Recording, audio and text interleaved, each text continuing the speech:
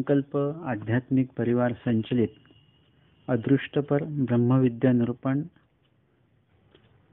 सोहळ्याच्या या तिसऱ्या सत्रामध्ये आपण पाहत आहोत पूर्वार्ध 5 क्रमांकाची लीळा करहे कुचकी आसन। करहे म्हणजे उंठ आणि त्याच्या त्या सापळ्यामध्ये म्हणजे मेलेल्या उंटाचा जो सापळा आहे त्याच्यामध्ये आमचे स्वामी विराजित आहेत, चक्रपाणी महाराज, किंवा उंटावर बसण्यासाठी बनवलेलं लाकडी आसन। कवणी एकू ब्राह्मणू द्वारावती येसी निघाला। ही घटना अशी आहे की कुणी एक ब्राह्मण द्वारावतीला निघालेला होता, कुठून तरी आलेला होता आणि द्वारावतीला तो चाललेला होता, द्वारकेला।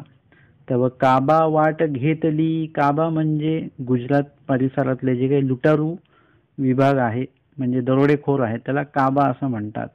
त्यांनी वाट घेतली। वाट घेतली म्हणजे लुबाडलं त्या ब्राह्मणाला। त्याची जी पत्नी आहे, ब्राह्मण आहे, सगळं काही साहित्य, पैसे, अडका वगैरे सोनं नाणं घेऊन द्वारकेला निघालेले आहेत आणि रस्त्यामध्ये वाटेमध्ये काबा म्हणजे त्या चोरट्यांनी, दरोडेखोरांनी त्यांची वाट घेतली म्हणजे त्यांना लुबाडलं। अवघे गेले सगळं। आता ते चोर म्हटल्यानंतर थोडंसं ठेवणार आहेत, सगळं घेऊन गेले। बैलू गेला। आता बैल सुद्धा गेला, कारण की आता ते चोर आहेत, एवढं लुबाडलेलं कशावर न्यायचं, मग त्यांनी त्या बैलाला पण घेतलं असावं। बाईला भवरी तोंडी घातली होती ते वांचली। सगळं गेलं, काहीच राहिलं नाही। पण त्याची जी पत्नी आहे ती हुशार होती। तिने काय केलेलं आहे की भवरी तोंडी घातली। भवरी म्हणजे कर्णफूल कानात घालण्याचा एक अलंकार आहे सोन्याचा। तो तिने काय केलं, गपचूप तोंडामध्ये टाकलेला होता आणि ते अजिबात ती बोलली नसावी ते चोर जाईपर्यंत। ते वाचली, तेवढी ती भवरी नेमकी वाचली। द्वारावती सहस्र भोजन करीन म्हणून निघाला होता, द्वारावती पावला। द्वारावतीला आता तिथे जाऊन सहस्र भोजन करेल म्हणजे सहस्र ब्राह्मणांना म्हणजे 1000 ब्राह्मणांना मी भोजन घालीन। अन्य लोकांमध्ये ही अन्नदान उत्तम आहेच त्यांच्याकडे पण, आणि त्या ठिकाणी अन्य राहटीमध्ये, कर्मराहटीमध्ये 6000 ब्राह्मणांना भोजन घालणं हे अतिशय पुण्याचं लक्षण मानलं जातं। आणि म्हणून तो आलेला होता, म्हणून निघाला होता। द्वारावती पावला म्हणजे द्वारकेला तो पोहोचला। आता रस्त्यात लुबाडलं, परंतु काय झालेलं आहे की आता मागे जायचं नाही, मागे घरी जाऊन तरी काय करायचं, म्हणून द्वारकेला पोहोचला। सप्ततीर्थिया केलिया, तिथले जे महत्वाचे तीर्थ आहेत ते त्यांनी वंदन केले, तिथलं दर्शन घेतलं। एरी दिसी ब्राह्मणा निमंत्रण दिधले, आणि काय त्याच्याकडे असेल, काही धान्य असेल, चोरांनी सगळं नेलं म्हणजे सोनं अडकं वगैरे नेलं असेल, धान्य कदाचित ठेवलं असेल। आणि मग सहस्र भोजनांना म्हणजे एरी दिसी ब्राह्मणा निमंत्रण दिले। काही ब्राह्मणांना म्हणजे आता त्याच्याकडे जेवढं काय सहस्र भोजन घालणे एवढं तर त्याच्याकडे द्रव्य नसेल, परंतु निमंत्रण दिलं काही ब्राह्मणांना। येतुलेनी तो म्हणू लागला, वेचू नाही वेचेविन काय करू। म्हणजे इथे आलो तर ब्राह्मणाने जेव घालावंच लागतं। निमंत्रणही दिलं परंतु खर्च करण्यासाठी काहीच द्रव्य नाही आणि त्या पैशाशिवाय आता काय करायचं। मग ब्राह्मणी भवरी दाखविली। मग ब्राह्मणीने म्हणजे त्यांची जी पत्नी होती त्यांनी ती भवरी दाखवली। ही बघा, ही भवरी आहे। वेचेविन गडबडू नको, म्हणजे पैसे नाहीयेत किंवा खर्च करायला काय नाहीये म्हणून तुम्ही गडबडून जाऊ नका, हे घाबरून जाऊ नका, ही भवरी आहे बघा। तेव्हा त्याने म्हटले, हे कैची? तो म्हणाला, अरे हे कुठून आणली तू? ना, हे मी तोंडी घातली होती। ती म्हणे, मी हे तोंडात ठेवलेली होती म्हणून ती वाचली। हो का, तू आन निफजवी, मी गोसाव्यांशी निमंत्रण देईन। ते म्हणतात की तू असं कर, तू भोजन वगैरे तू बनव आणि मी स्वामींना निमंत्रण देईल। आता हे सरळ स्वामींचं नाव आलेलं आहे, म्हणजे मध्ये कुठेतरी काहीतरी बोलणं झालेलं आहे, त्यांनी स्वामींना पाहिलेलं असेल किंवा स्वामींविषयी कोणीतरी त्यांना माहिती दिलेली असेल। मधला तो टप्पा आपल्याला माहिती नाहीये, लीळाचरित्रामध्ये आलेला नाहीये। तया पुसिले गोसावी कवण, मग ती विचारते पत्नी, गोसावी कोण? कुठल्या स्वामींना तुम्ही निमंत्रण देताय?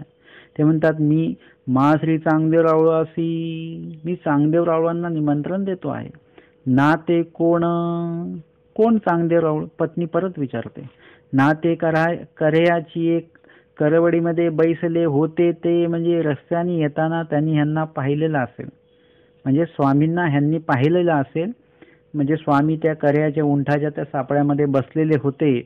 मा त्या कैसी अक्षेत द्याल, ते त्यांच्या पत्नीने सुद्धा पाहिलेलं होतं आणि म्हणून ते आठवण देतात. ते नाही का उंटाच्या त्या सापळ्यामध्ये बसले होते ते. तर ती पत्नी म्हणते अरे ते मेलेल्या उंटाच्या त्या सापळ्यामध्ये ते बसलेले होते, एवढ्या घाणीमध्ये ते बसले आहेत आणि त्यांना तुम्ही अक्षत द्याल. कोणाला अक्षत द्यावी? एखादे चांगले कोणीतरी संत पाहिजेत, ऐश्वर्य त्यांच्याकडे असलं पाहिजे, शिष्यमंडळी असली पाहिजे, चांगला मठ आश्रम त्यांचा आहे वगैरे, अशा कुठल्या तरी ब्राह्मणांना वगैरे किंवा संतांना तुम्ही आमंत्रण द्या. त्यांना कुठे आमंत्रण देता? ना ते पुरुष आहाती, ते म्हणतात ते पुरुष आहाती. पुरुष आहाती म्हणजे संत पुरुष, महात्मे पुरुष आहेत ते. म्हणजे त्यांनी तर स्वामींचं, म्हणजे त्याची दृष्टी काहीतरी वेगळी आहे आणि त्या दृष्टीने त्यांनी स्वामींना पाहिलेला आहे, तो कणवेचा आहे. परंतु पत्नीची दृष्टी जी आहे ती तशी नाही आहे, ती वेगळ्या पद्धतीची आहे, म्हणजे ती दोषच वृत्तीची आहे. त्याच्यामुळे त्या पत्नीला स्वामींचं जे तेजपुंजता आहे वगैरे, आमच्याचं स्वामी सांगतात श्रीमूर्तीच्या ठिकाणी येथीची दैवी ते क्वापी नाही. म्हणजे स्वरूपाचं तर आहेच, पण स्वरूपाचं जे काही घवघवी आहे ती श्रीमूर्तीवर पण दिसते आहे. आणि म्हणून येथीची दैवी ते क्वापी नाही, म्हणून चांपे गौर अजून जरी दुसरं कोणी आलं तरी त्यांची जी तेजता आहे ती स्वामींसारखी नसणार. स्वामींची तेजता काही और असणार, कारण ते परमेश्वराच्या स्वरूपाचं तेज आहे. जीवाच्या स्वरूपाचं तेज किंवा देवतेच्या स्वरूपाचं तेज त्याच्या समोर काहीच नाही. आणि म्हणून त्या ठिकाणी हा अधिकारी, म्हणजे ते तेजपुंजता जी आहे, येथीची दैवी ते क्वापी नाही सांगितलं, म्हणजे जी दैवी आहे, तेज जे आहे ते सर्वांनाच काही दिसणार नाही. जे अधिकारी जीव आहेत, जे अधिकारी ज्यांची दृष्टी आहे, त्यांनाच ते परमेश्वराला ओळखू शकतात. किंवा परमेश्वराला परमेश्वर म्हणून नाही ओळखणार, पण काहीतरी वेगळं म्हणून, इतरांपेक्षा काहीतरी वेगळे आहेत म्हणून ते ओळखणार. असं लीळाचरित्र पूर्वार्ध एकांकामध्ये या सगळ्या गोष्टी येतात की स्वामींना त्या सैनिकांनी धरलं, पण तो अधिकारी आला आणि त्यांनी ओळखणार हे तर गोसावी. मग बाकीच्यांना एवढा वेळ दिसले नाही का स्वामी, ह्याने एका क्षणात म्हणतात, लगेच तो गोसावी म्हणतो आणि बाकीचे स्वामींना चोर म्हणतात. म्हणजे का? कारण की त्यांच्याकडे ती दृष्टी नाहीये, पण त्या अधिकाऱ्याकडे ती दृष्टी आहे. अर्थातच अधिकाऱ्याची ती कणव असल्यामुळे ती दृष्टी आहे. आणि म्हणून सालबर्डीच्या वनात अनेकांनी आमच्या स्वामींना पाहिलं असेल, मुक्ताबाईंची दृष्टी काहीतरी वेगळी आहे आणि म्हणून ती अधिकारी दृष्टी योग्यतेची दृष्टी आहे. आणि म्हणून ह्या वेळेमध्ये पती आणि पत्नी दोघांनीही स्वामींना पाहिलेलं आहे, परंतु पतींनी स्वामींना एक संत पुरुष म्हणून बघितलेला आहे. इतर साधकांपेक्षा काहीतरी वेगळे हे दिसत आहेत मला, त्यांची तेजता काहीतरी वेगळी आहे हे त्यांनी तिथेच पाहिलेलं आहे. परंतु पत्नीने त्या दृष्टीने पाहिलेलं नाहीये. तिने बघितलं की काय घाणीमध्ये बसलेले आहेत. यदा कदाचित इतर लोकांना त्यांनी विचारलं पण असेल त्या ब्राह्मणाने, हे कोण आहेत, काय आहे, तिथे का बसलेत, तेव्हा त्या लोकांनी सांगितलं असेल स्वामींबद्दल. श्री चांगदेवराव गोसावी हे प्रसिद्ध आहेत द्वारकेमध्ये, त्यांची चमत्कार वगैरे भरपूर असल्यामुळे अनेक लोकांमध्ये स्वामींची प्रसिद्धी आहे.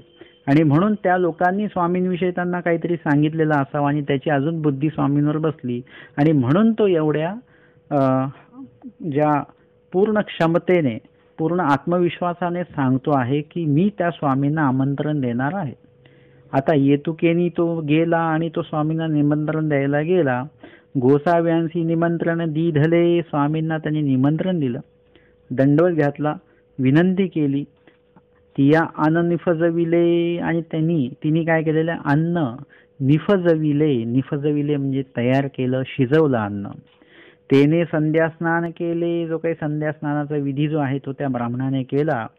तो गोसावी बीजे केले आणि तेवढ्यात आमचे स्वामी, त्यांनी सांगितलं असेल की अमक्या ठिकाणी आपण बीजे करावे, आमचे स्वामी त्या ठिकाणी पोहोचलेले आहेत. तेव्हा तेने म्हणितले, आणि ते म्हणतात आधी गोसाव्यांशी आरोगणा देव मग एरासी देव. ते म्हणतात, ते ब्राह्मण पत्नीला म्हणतात आधी स्वामींना भोजन वाढ, नंतर मग इतर ब्राह्मणांना भोजन वाढूया. गोसाव्यांशी आसन रचिले, आमच्या स्वामींना आसन रचल्या गेलं. गोसावी आमचे आसनावर उपविष्ट झाले. श्रीचरण क्षाळन झालेला आहे, म्हणजे श्रीचरण धुतल्या गेलेले आहेत पाण्याने. टिळा झाला का भाल प्रदेशी म्हणजे कपाळाला टिळा लावला. पातळी वाढिले म्हणजे पत्रावळी वाढलेली आहे. मग आरोगणा करू लागले. श्रीचक्रपाणी महाराज भोजन करू लागले. अस्त्रिये म्हणितले जी जी वाढू गोसावी उगेची. आणि ती वाढताना विचारायची. म्हणजे खूप ठिकाणी अशी पद्धत आहे की आणू का, म्हणजे डाळ आणू का, भात आणू का. मुळात तसं नसतं की आणायचं असतं वाढायला. पदार्थ तिकडे आतमध्ये स्वयंपाक घरामध्ये, आणि इथूनच तुम्ही त्यांना विचारतात आणू का, लाडू आणू का, हे आणू का, तर पाहुणे कशाला हो म्हणतील. तर तसं नसतं.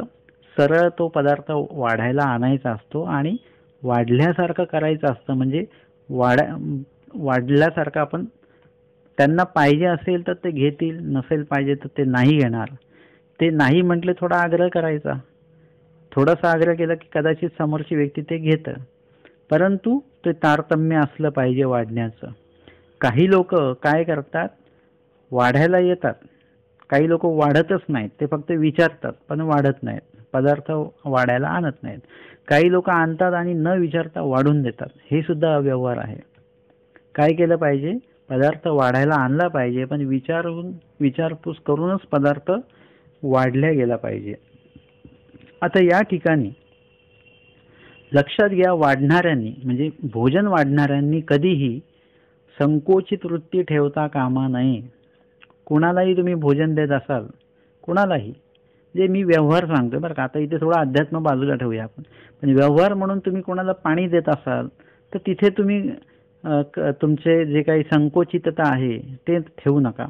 कोणाला काही खाऊ घालू नका, आणि खाऊ घालत असाल विना संकोच खाऊ घाला. तुमची जेवढी क्षमता आहे त्या क्षमतेनुसार खाऊ घाला. तिथे मग असं मनामध्ये हे नको, संकोच किंवा दुविधा नको असली पाहिजे. आणि या ठिकाणी ही जी पत्नी आहे, ब्राह्मण पत्नी, ती काय करते आहे की स्वामींना वाढायला येते आणि वाढू का वाढू का वाढू का असं 4-4 वेळा विचारते. आमचे स्वामी तिच्याशी काहीच बोलत नाहीत, कारण की तिचा अधिकार नाही आहे, तिच्याकडे ती दृष्टी नाही आहे. तिच्याकडे ती दृष्टी नाही आहे. स्वामींना आमच्या स्वामींना त्या दृष्टीने म्हणजे तिने दोष दृष्टीने स्वामींना पाहिलेलं आहे. निर्दोषपणे पाहण्याची ती दृष्टी नाही आहे. स्वामींना ती ओळखू शकली नाही, तिच्या दृष्टीमध्ये दोष आहे. तिच्या कानांना स्वामींचा आवाज जो आहे ना, तो आवाज ऐकण्याची सुद्धा अधिकार योग्यता त्या स्त्रीमध्ये नाही आहे. आणि म्हणून गोसावी उगेची स्वामी तिला वाढा असं सुद्धा म्हणत नाही, हो असं सुद्धा म्हणत नाहीत. उगेची म्हणजे गप्पच आहे, स्वामी काहीच बोलत नाही तिच्याशी. आणि तो ब्राह्मण बिचारा म्हणतो, अरे आण आण, वाढतेच, विचारतेस काय, आण वाढायला. म्हणून वाढी ती, आणि मग ती अजून वाढायची. ऐसे 5 सेयाचे अन्न गोसावी जेविले. आता 1000 लोकांचं काहीतरी भोजन बनवलेलं असेल, पंचपक्वान्न नाही, 2 पक्वान्न बनवलेले असतील, आणि ती भौरी होतीच त्या माध्यमातनं काही भोजन वगैरे पूजन पाजनासाठी जे काही लागतं ते सगळं मिळवलेलं असेल त्यांनी, आणि 1000 लोकांचं भोजन बनवलं असेल. आता या ठिकाणी आमचे स्वामी 500 लोकांचं भोजन खाऊन गेले. म्हणजे 1000 लोकांचं जर का जेवण बनवलेलं आहे, 1000 चपात्या बनवल्या असतील समजा, तर 500 चपात्या चक्रपाणी महाराज खाऊन गेलेले आहेत. निम्म भोजन संपलेलं आहे.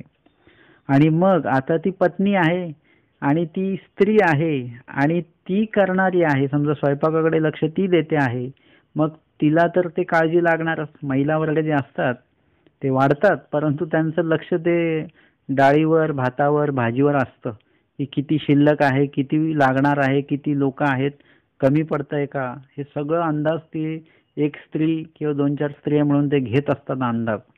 आता या ठिकाणी निम्म अन्न संपल्यानंतर तर त्या पत्नीला, ब्राह्मण पत्नीला तर मग अवघड झालं की अरे हे काय, आता इतके जे बाकीचे लोक जेवायला बोलवले त्याचं काय. आणि मग ती म्हणते, येतुके अन्न येहीची खादले. एवढं अन्न तर ह्यांनी एकट्यानेच खाल्लं म्हणून. आणि श्री गोसावी श्रीकरू आखोडीला, आणि तिच्या मनामध्ये ती बोललेली आहे, परंतु तिच्या मनात ते भावल्यानंतर हेतू बदलला. मगासपर्यंत वाढण्याचा हेतू होता, आता असं झालं की किती खातात असा हेतू आला की आता ह्यांनी बस केलं पाहिजे, भरपूर खाल्लं यांनी. असं म्हटल्या म्हटल्या श्रीचक्रपाणी महाराजांनी हात आखडीला, श्रीकर आखोडीला म्हणजे थांबवलं, जेवण थांबवलं. गोसाव्यांशी गुळा झाला, विडा झाला आणि गोसावी बीजे केले. आणि भोजन स्वामींनी आटोपता घेतलं, गुळणा झाला, विडा झाला. आमचे स्वामी श्रीचक्रपाणी महाराज बीजे करतात, निघून गेले तिथून. स्वामी म्हणतात मग तिया पातळी काढलिया, आणि मग त्यांनी पत्रावळी ते उलगडल्या. आणि आता पत्रावळी उचलायला गेले तर एक पत्रावळी काढली तर खाली अजून एक पत्रावळी, परत ती दुसरी उचलली की तिसरी, तिसरी उचलली की चौथी, चौथी उचलली की पाचवी. अशा एकूण त्यांनी पत्रावळ्या मोजल्या तर अशा एकूण 500 पत्रावळ्या निघाल्या. एकाच पत्रावळीमध्ये स्वामी जेवले. परंतु त्यांना काहीतरी चमत्कार दाखवल्याशिवाय कसं होणार. ती बाई तर म्हटली असती की ते एकटेच खाऊन गेले, एवढा माणूस कशाला आणला, काय आणला वगैरे. परंतु या ठिकाणी चमत्कार जर का दिसला तर कदाचित तिची भावना बदलू शकते. आणि म्हणून चक्रपाणी महाराजांनी या ठिकाणी चमत्कार दाखवलेला आहे आणि तिथे 500 पत्रावळ्या निघालेल्या आहेत. बघा, ते पत्रावळ्या वाढल्या. मी थोडासा विचार केला, इथं ताटं वाढली असते, स्टीलचं ताट वाढलं असतं तर 500 ताटं निघाली असते स्टीलची.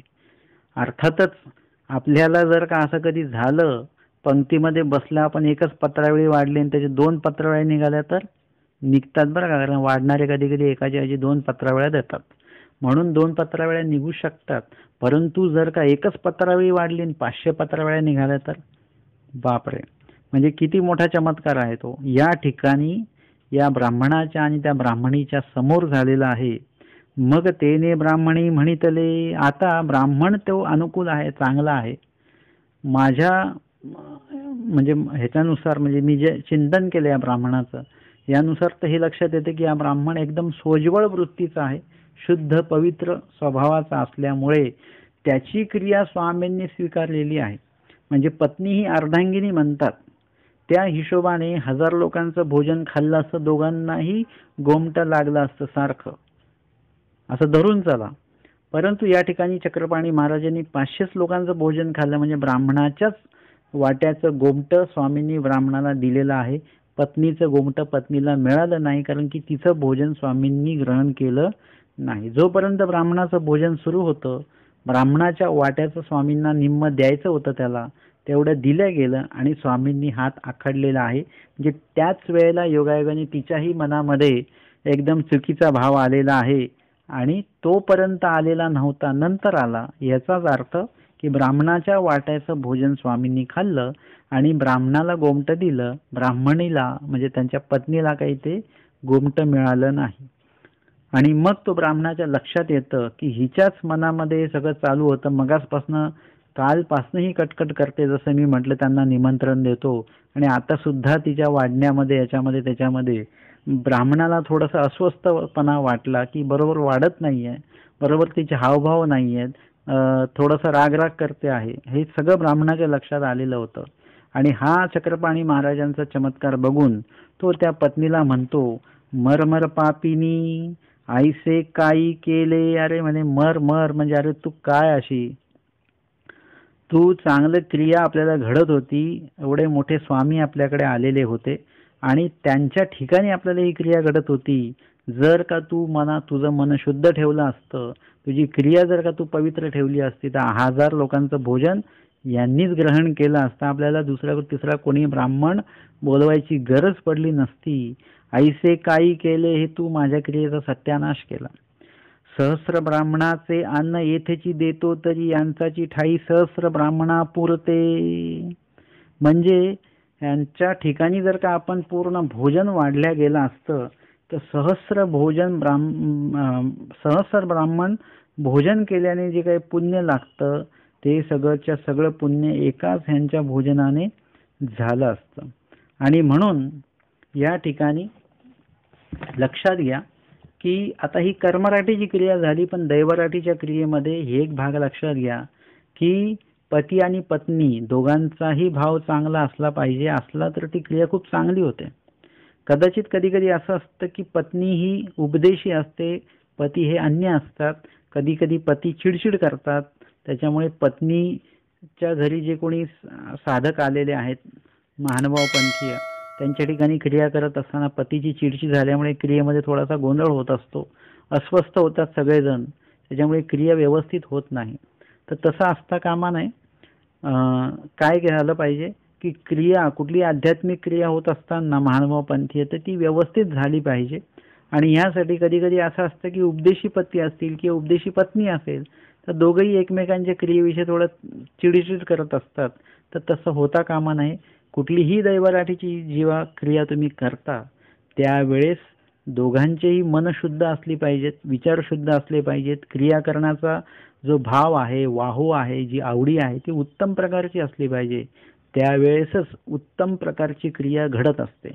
या ठिकाणी या लीळेमध्ये आपण बघूया की त्या ब्राह्मणाला जर का सहस्र भोजनाचं पुण्य लागलं असतं, परंतु त्या पत्नीच्या एक चुकीच्या हेतू, चुकीचा जो काही तिचा विचार सुरू होता किंवा जे काही दोषजनक विचार तिच्या मनामध्ये सुरू होता किंवा वंचक भाव जो तिच्या मनामध्ये आलेला होता किंवा स्वामींविषयी तिरस्कार जो तिच्या मनामध्ये आलेला होता, या सगळ्या एका व्यक्तीमुळे आणि त्या व्यक्तींच्या अशा त्या चुकीच्या वागण्यामुळे सहस्र भोजन जे काही होणार होतं श्री चक्रपाणी महाराजांच्याच ठायी ते झालं नाही.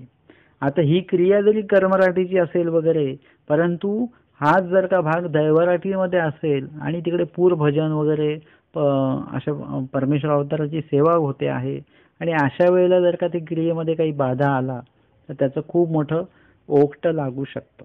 एखाद्याची समजा चांगली काही अन्नदानाची क्रिया आहे आणि तुम्ही त्याच्यामध्ये उगाचच म्हणजे आवश्यक आणि उपयुक्त अशी ती सेवा तिथे घडते आहे, देवाने प्राप्त करून दिलेली सेवा, आणि त्याच्यामध्ये जर का एखाद्याने खोडा घातला आणि त्यांच्या त्या क्रियेचा जर का त्यांनी नाश केला तर त्याचं मोठं ओक्ट लागू शकतं. अर्थातच मी ते सांगितलेलं आहे की ज्यांचं भोजन झालेलं आहे अशांना तुम्ही भोजन घालून अन्नदान होत नाही बरं का. म्हणजे आता मी तुमच्याकडे जेवून आलेलो आहे आणि तुम्ही म्हटले नाही बाबा काहीतरी चहा घ्या, नाही तर दूध घ्या, आमच्याकडे काहीतरी घ्याच, तर तुम्हाला असं वाटत असेल की मी आता जेवून आल्यानंतर तुम्ही मला काहीतरी खाऊ घातल्यानंतर तुम्हाला गोमटं लागेल.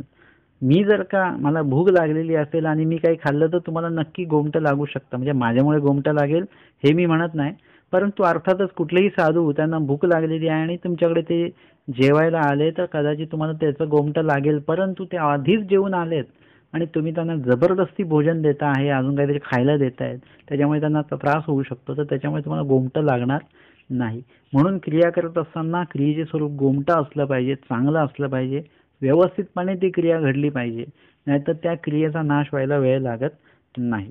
आणि म्हणून या ठिकाणी आपण हा पण एक भाग लक्षात घेऊया लीळेतला की या ठिकाणी जरी तिची अशी दोषवृत्ती वगैरे आपण सगळं तिच्याबद्दल चुकीचं म्हणजे जे काही चुकीचं जी वागली ती पत्नी, ब्राह्मण पत्नी, ते सगळं चुका तिच्या बघितलेल्या आहेत, परंतु एक लक्षात हे सुद्धा घेतलं पाहिजे की ते जी क्रिया घडलेली आहे ते तिच्या तोंडामध्ये तिने जी भौरी ठेवलेली होती, सोन्याचा जे अलंकार ठेवलेला होता, तो जर का ठेवला नसता तर पुढची ही क्रिया झाली नसती. नेमकी क्रिया ही कोणाची आहे?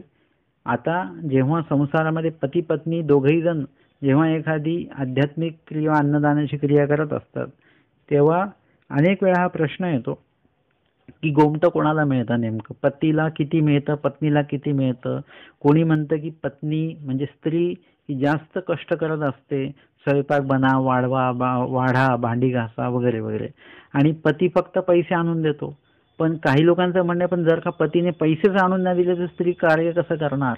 म्हणजे हे एकंदरीत कर्माचा नेमका काय भाग आहे हे काही आपल्या लक्षात येऊ शकत नाही.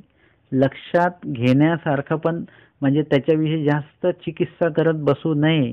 कोणाला किती गोमटं लागेल, कोणाला किती गोमटं लागेल, आपण काही वजन काटा घेऊन बसत नाही की तुम्ही एवढं काम केलं का मग तुम्हाला 5% गोमटं लागलं, मी एवढं काम केलं मला 10% गोमटं लागलं, असं काही मोजमाप करत बसायचं नाही.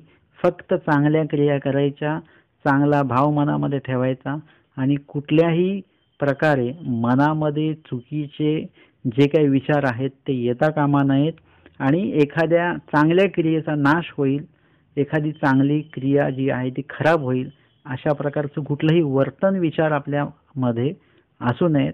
आणि अनेकांच्या चांगल्या क्रियेला आपण निमित्त व्हावं, असंच या लीळेतनं आपण बोध घेऊ शकतो. आजच्या या जे पूर्वार्धाच्या लीळा आपण सुरुवातीपासून घेतो आहोत त्या लीळेंच्या तिसऱ्या सत्रामध्ये आपण घेतल्या आहेत पूर्वार्ध 5 क्रमांकाची लीळा करे कुचके आसन. दंडवत हो. या संदर्भात काही प्रश्न असतील तर तुम्ही मला मेसेज करू शकता किंवा फोन करू शकता. दंडवत.